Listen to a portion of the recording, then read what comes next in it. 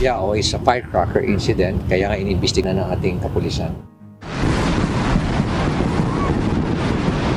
Nagkaaberya sa tradisyonal na fireworks display na nagsisilbing finale ng Panagbenga Festival sa Burnham Park sa Baguio City kagabi.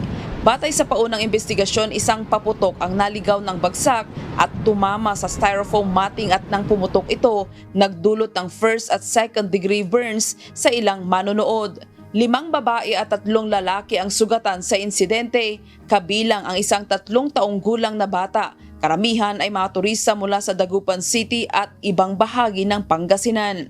Habang kasagsagan ng fireworks display is allegedly bumagsak yung isang firecracker sa may grupo ng isang family doon at doon nga sumabog, which injured 8 sa mga tao.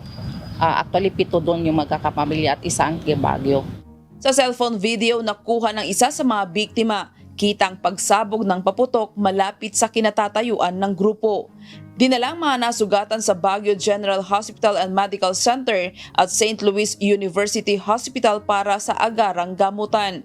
Isa sa mga biktima ang na-admit at inaasang sasailalim sa minor surgical procedure ayon sa mga autoridad. Nakapagtala rin ng pinsala ang isang 47 anyos na residente ng Baguio na nasa likod ng grupo habang nagre-record ng fireworks display matapos masugatan sa balikat. Nangako naman umano ang fireworks display operator ang pagpapagamot ng mga nasugatan sa insidente. Nagkakandak pa rin kami ng investigation as to what caused the explosion, kung may negligence ba on the part of the operator ng paputok or nasa paputok mismo. So ongoing pa rin yung investigation. Samantalang naglabas ng pahayag ang Baguio Flower Festival Foundation Incorporated na nagsabing mahigpit nilang minomonitor ang sitwasyon at sumusuporta sa sinasagawang investigasyon upang matukoy ang sanhi ng aberya. Dagdag ng organisasyon, re-reviewin din ang mga safety protocols upang masiguro ang kaligtasan ng mga manonood sa mga susunod na pagdiriwang ng Panagbenga Festival. Grace Doctolero, UNTV News and Rescue.